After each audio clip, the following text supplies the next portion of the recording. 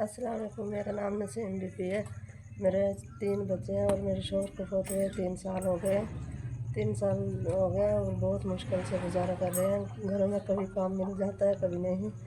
बच्चों की फ़ीस भरनी मुश्किल हो जाती है, घर में राशन लाना मुश्किल हो जाता है और कभी बच्चों की दवाई के लिए नहीं पैसे होते।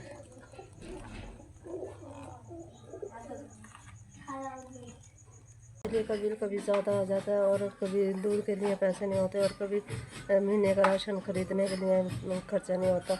और अब सर्दियाँ शुरू हो गई हैं, बच्चों के जूते वगैरह भी लेके आने हैं, बहुत मुश्किल है।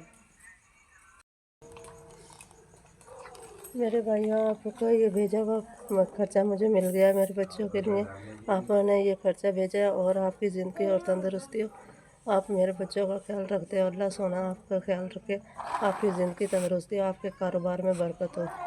मेरे भाइयों, आपका ये 15,000 भेजा हुआ मुझे मिल गया। इससे राशन लेके आऊँगी और इससे बच्चों के जूते लेके आऊँगी। आपका ये 14वां खर्चा मुझे मिल गया है। शुक्रिया।